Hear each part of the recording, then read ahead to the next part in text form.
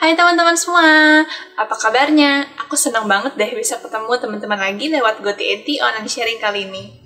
Untuk sharing kali ini, kita akan ngebahas tentang iman yang 100%. Jadi bukan cuma 50% atau 70%, tapi iman yang 100%. Kita pasti udah sering dengar kan firman tentang iman. Minggu lalu ibadah kita juga ngebahas tentang iman. Tapi apa sih iman yang 100% itu? Kita bahas satu-satu ya. Kita masuk ke poin yang pertama, yaitu meminta dengan yakin. Ada ayatnya nih di Yakobus 1 ayat 5-7. Tetapi apabila di antara kamu ada yang kekurangan hikmat, hendaklah ia memintakannya kepada Allah, yang memberikan kepada semua orang dengan murah hati dan dengan tidak membangkit-bangkit.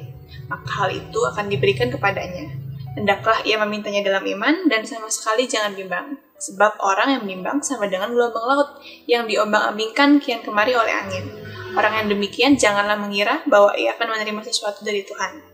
Nah, di ayat ini Yakobus bilang bahwa di saat kita minta hikmat ke Tuhan, kita harus minta dengan yakin, percaya diri, dan tidak bimbang.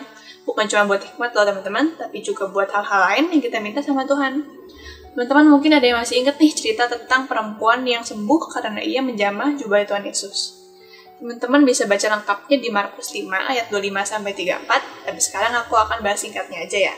Jadi di ayat ini nih diceritakan ada seorang perempuan yang sakit perdarahan selama 12 tahun. Udah lama banget ya teman-teman. Dia udah berkali-kali berobat kemana-mana, bukannya makin baik, kondisinya malah makin buruk. Lalu dia mendengar nih berita-berita tentang Tuhan Yesus. Makanya dia berusaha buat dapetin Tuhan Yesus dari belakang buat bisa jamah jubahnya. Kata perempuan ini nih, asal aku jamah saja jubahnya, aku akan sembuh. Dan di saat dia jamah jubahnya Tuhan Yesus, bener loh teman-teman, dia sembuh dari penyakitnya yang dia derita selama 12 tahun itu. Dan di akhir cerita Tuhan Yesus pun bilang ke perempuan itu, "Hai anakku, imanmu telah menyelamatkan engkau. Pergilah dengan selamat dan sembuhlah dari penyakitmu." Nah, di cerita ini kita harus garis bawah ini di bagian pas perempuan ini bilang, "Asal ku jamah saja jubahnya, aku akan sembuh." Dia bukan bilang kayaknya bakal sembuh atau semoga sembuh atau gak tahu deh disembuhin apa enggak. Dia nggak bilang gitu ya teman-teman, tapi dia bilangnya aku akan disembuhkan. Nah, kira benar sesuai dengan iman dia yang penuh, dia pun sembuh.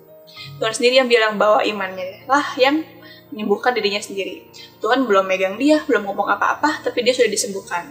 Nah, dari sini kita belajar bahwa imanlah yang mengaktifasi mujizat itu buat terjadi. Tapi, iman ini adalah lawan loh teman-teman. Kita masuk ke poin yang kedua ya, yaitu lawan dari iman. Lawannya iman adalah rasa takut atau bimbang. Kita nggak bisa punya iman dan ketakutan secara bareng-bareng. Kita antara punya iman atau punya ketakutan. Mereka menguasai satu sama lain.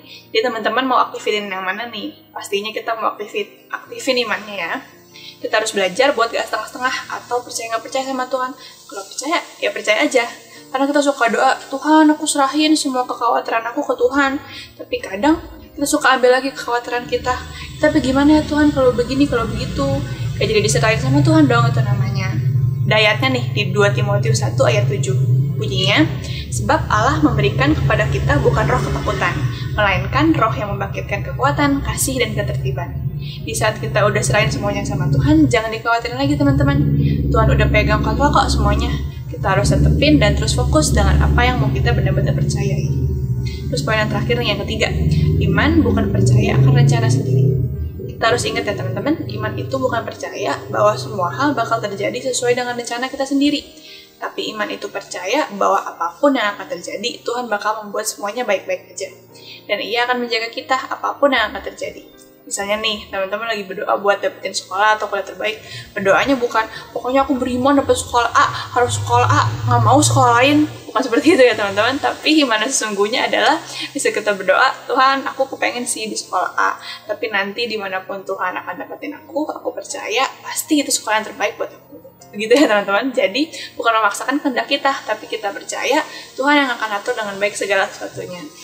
Jadi ingat ya teman-teman, iman yang 100% adalah yang pertama, meminta dengan yakin. Kita jangan ragu atau bimbang, tapi harus dengan yakin saat meminta sesuatu ke Tuhan. Lalu yang kedua, kita harus hati-hati dengan lawan dari iman, yaitu rasa takut atau bimbang. Kita nggak bisa punya rasa iman bersamaan dengan rasa takut. Jadi saat kita sudah mengimani sesuatu nih, kita harus fokus terhadap iman kita dan serahin semuanya ke tangan Tuhan. Lalu poin yang terakhir, Yang ketiga, kita juga harus ingat bahwa iman bukan percaya akan rencana sendiri, tapi kita percaya apapun yang Tuhan perbuat dalam hidup kita, itu pasti yang terbaik. Kita sama-sama minta ke Tuhan ya, supaya kita bisa memusatkan hidup kita ke Tuhan, mempunyai iman yang tak tergoncangkan untuk apapun yang Ia kerjakan dalam hidup kita. Oke deh teman-teman, segitu aja sharing dari aku kali ini. Semoga sharing hari ini bisa jadi berkat buat teman-teman, supaya kita semua bisa punya iman yang 100%. Kita akan ketemu lagi di GoTNT Online Sharing Jumat depan. Jadi jangan lupa buat subscribe channel kita ya, supaya gak ketinggalan video selanjutnya. Bye-bye, God bless you!